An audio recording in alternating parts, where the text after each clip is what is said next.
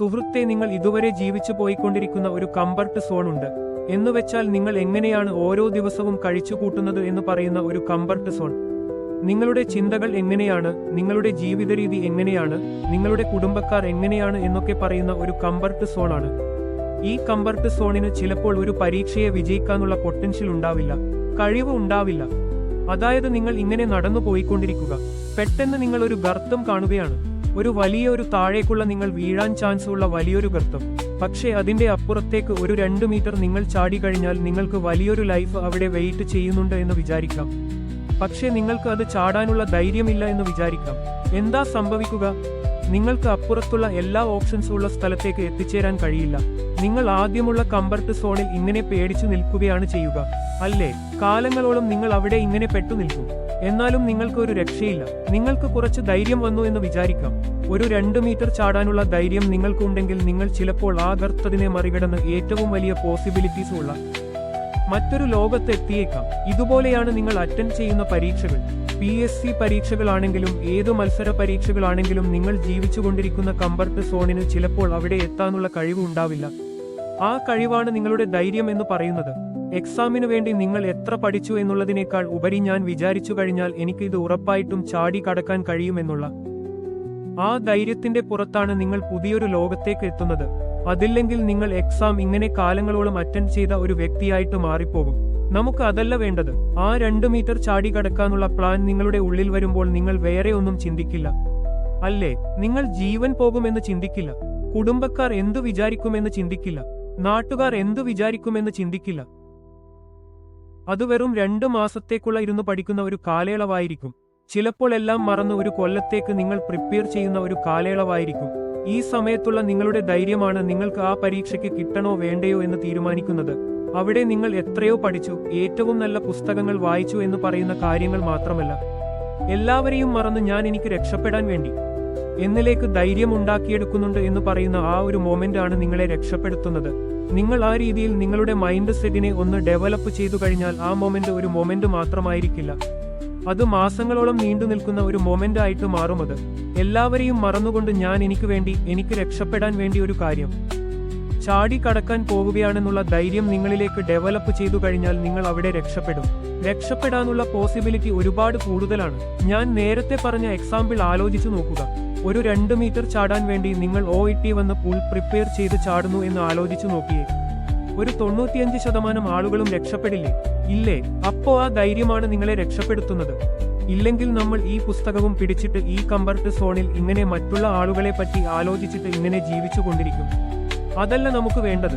നമുക്ക് ആ പരീക്ഷയ്ക്ക് വിജയിക്കാനുള്ള ധൈര്യം എന്തു വില കൊടുത്തിട്ടും ഡെവലപ്പ് ചെയ്തെടുക്കണം. അതാണ് നിങ്ങളുടെ നീഡ്. ഓക്കെ, അതിന് എന്ത് ചെയ്യണം എന്നറിയോ? എല്ലാവരെയും മറക്കണം. എനിക്ക് രക്ഷപ്പെടണം എന്നുള്ള ഒറ്റ ചിന്തയിലേക്ക് നിങ്ങൾ മാറണം. അതിന് ഏത് അറ്റം വരെയും ഞാൻ പോകും എന്നുള്ള കാര്യം നിങ്ങളുടെ ഉള്ളിലേക്ക് നിങ്ങൾ എഴുതി വെക്കണം. എഴുതി വെച്ചാൽ മാത്രം പോരാ, ഡിസിപ്ലിനോട് കൂടി ഇരുന്ന് പഠിക്കാൻ നിങ്ങൾ തയ്യാറാവണം.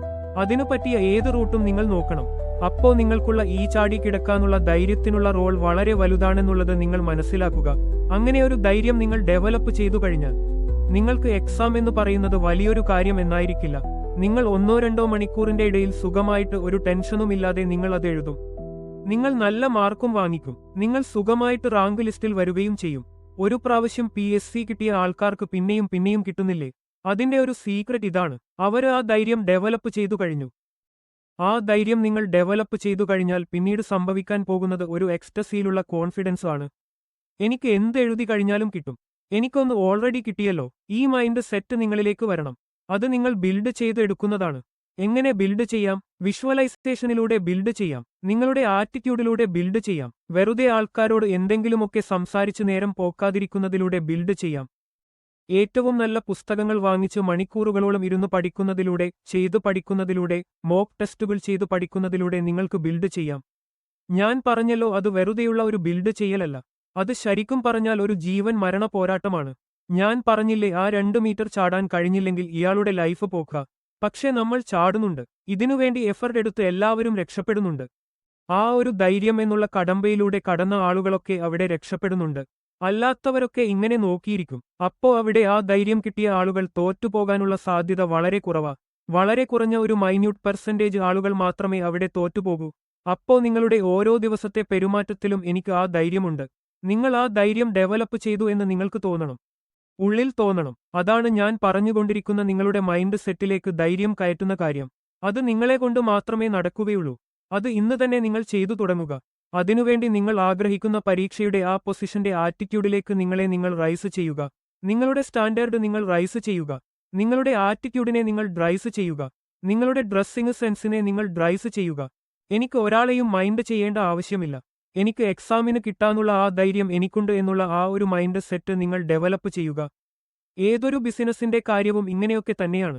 നമുക്ക് ആ ധൈര്യമില്ലെങ്കിൽ നമുക്ക് ഒന്നും നേടാൻ കഴിയില്ല സുഹൃത്തേ. നമ്മൾ ഒരു എഫർട്ട് എടുക്കുകയാണ്. എനിക്കത് നേടിയേ പറ്റൂ എന്നുള്ള രീതിയിൽ നമ്മൾ ഒരു കാര്യം നേടാൻ വേണ്ടി തുനിഞ്ഞിറങ്ങുന്ന ആ കോൺഫിഡൻസിനെയാണ് നിങ്ങളുടെ ധൈര്യം എന്ന് പറയുന്നത്. അതില്ലാത്ത ഒരാളും ഇന്ന് റിച്ച് ആയ ചരിത്രങ്ങളില്ല. പരീക്ഷയ്ക്ക് നേടിയ ചരിത്രങ്ങളില്ല. അപ്പോൾ നിങ്ങളുടെ മനസ്സിൽ ഈ കാര്യം കീപ്പ് ചെയ്യുക. നിങ്ങൾ ഏത് എക്സാം സെന്ററിൽ പോകുന്നുണ്ടെങ്കിലും ഏതൊക്കെ ആപ്പുകൾ നിങ്ങൾ ഇൻസ്റ്റാൾ ചെയ്യുന്നുണ്ടെങ്കിലും ഈ ധൈര്യം നിങ്ങളുടെ ആറ്റിറ്റ്യൂഡിലേക്ക് ഡെവലപ്പ് ചെയ്യുക. നിങ്ങളുടെ മൈൻഡ് സെറ്റിലേക്ക് ഡെവലപ്പ് ചെയ്യുക. നിങ്ങൾ ഓരോ ദിവസവും പ്രത്യേകമായിട്ട് സമയം മാറ്റിവെക്കണം. നിങ്ങൾ അങ്ങനെ ഒരു ഫ്രീക്വൻസിയിൽ ജീവിക്കാൻ തയ്യാറാവണം. എല്ലാം മറന്ന് നിങ്ങൾക്ക് രക്ഷപ്പെടാൻ വേണ്ടി നിങ്ങൾ ആ 2 മീറ്റർ ചാടി കിടക്കുന്നത് പോലെ പരീക്ഷയ്ക്ക് വേണ്ടി തയ്യാറെടുക്കുന്ന ദിവസങ്ങളിൽ നിങ്ങൾ ശരിക്കും പറഞ്ഞാൽ ഒരു സൂപ്പർ ഹ്യൂമൻ തന്നെ ആയിരിക്കണം. അതിനുള്ള കഴിവ് നിങ്ങൾക്കുണ്ട്. ഒറ്റ കാര്യം ചെയ്താൽ മതി. എല്ലാവരെയും മറന്നുകളയുക. ഇരുന്ന് പഠിക്കാൻ തയ്യാറാവുക. എനിക്ക് കിട്ടിയേ പറ്റൂ, എനിക്ക് വേറെ ഓപ്ഷൻ ഇല്ല എന്നുള്ള രീതിയിലുള്ള ഒരു മൈൻഡ് സെറ്റ് നിങ്ങൾ ഡെവലപ്പ് ചെയ്യുക. Thank you. കൂടുതൽ മോട്ടിവേഷൻ ആൻഡ് ഹെൽത്ത് ടിപ്സിനു വേണ്ടി ഫോളോ ചെയ്യൂ സഹറ ഹെൽത്ത് ടിപ്സ്.